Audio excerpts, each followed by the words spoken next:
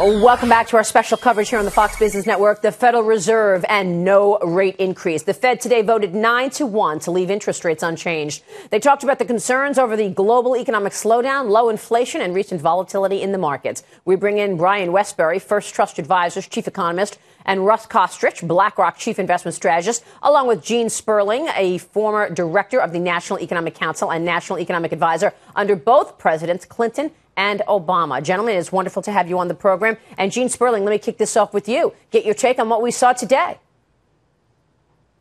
Unlike some of the previous commentators, I very much support their lack of raising today. I think that Janet Yellen made clear a few things. One, she's looking beneath the headline numbers on unemployment. She's looking at the depth of long-term unemployment that exists. She's looking at the amount of involuntary part-time employment. People who are working part-time want to work more, both because it tells her that the headline number isn't giving you a real indication of the health of the labor market, but also it shows their slack. If people are working half-time, they're willing to work more without necessarily getting paid more. Second, she's made clear that she doesn't want to wait until inflation's knocking on the door. But they also made clear in their statement today that they're not even seeing an acceleration now, particularly in wage inflation. So I know the others won't agree with this, but I personally would encourage them to wait till January.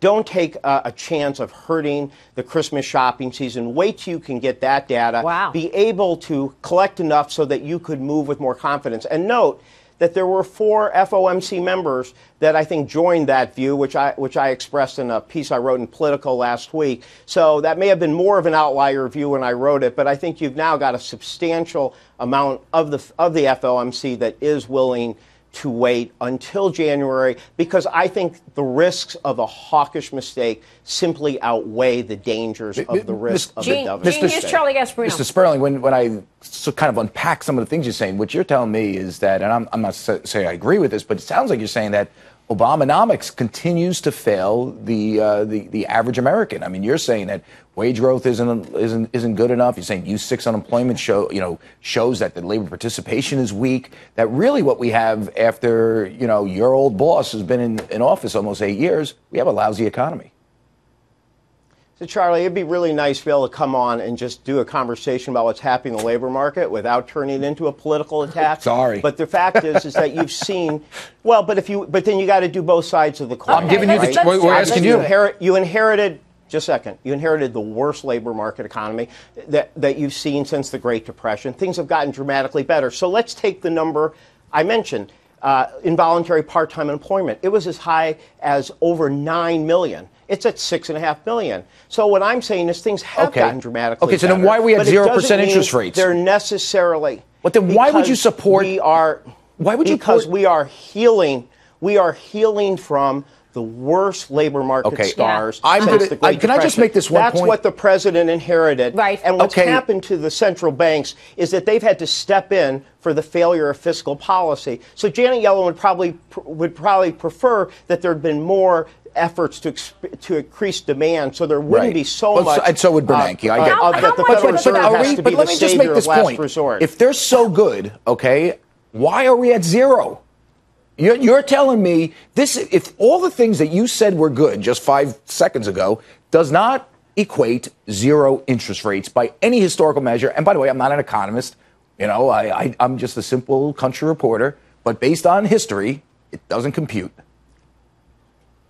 Well, I think it is pretty simple. If you have an economy or a person that a doctor takes who has a very deep illness, deep labor scars, they can get significantly better. You can be doing a lot that's good and still not be at full strength. And to be fair, it's not like President Obama has been able to implement his full policy. He could never get the American Jobs Act. But then you wean him off. More infrastructure and more demand. And if you'd had more fiscal demand, you've been talking about infrastructure and the need for spending for a long time there, Gene. And we have yet to see it. You're right on that point. Russ Koesterich, got to get you in here. What are you telling clients today? How do you see this event? Let me look at this from a different prism for a moment, leaving aside the politics. And I think from an economic perspective, I'm not sure if they'd gone a quarter point today or they didn't go was going to have a huge impact on the economy, particularly given the fact they're likely to go the next 3 or 4 months.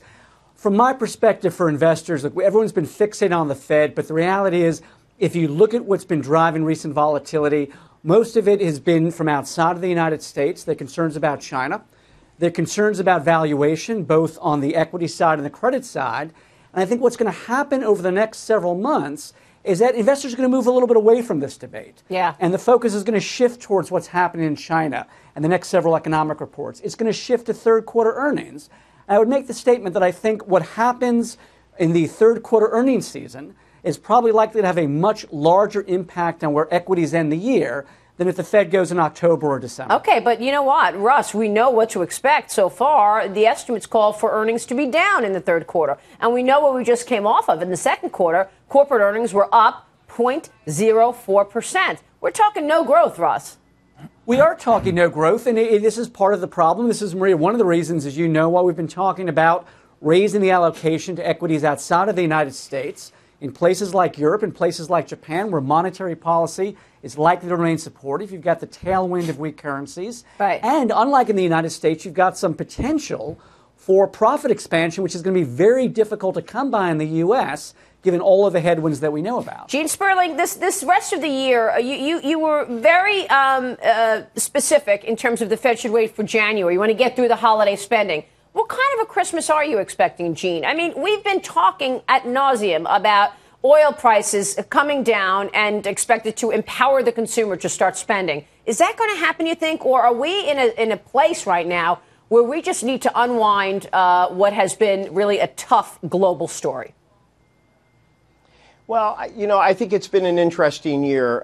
You did see a surprising slowdown in spending at the beginning of the year. I do think that a lot of consumers have improved their balance sheet. I think that's why I think Janet Yellen's probably is looking at the wage side, because more wages means more spending, more confidence. So, I agree with her that the economy is generally strengthening. I think the reason for not moving now is that when you're in a policy position, you have to think to yourself, if I'm wrong, where's the risk the greatest? And I think if you make a hawkish mistake, if you raise too quickly, and it does turn out the global economy is weakening, and it does turn out the dollar strengthening so much that it's hurting exports and slowing the economy, then you've done a lot of harm, and you're going to look very bad if you have to reverse yourself. On the other hand, when inflation is still so low, when you've had so little wage growth, you have to ask yourself, if you make a dovish mistake, if you go just a tiny bit too late, right, is it that big of a problem? And I'd argue being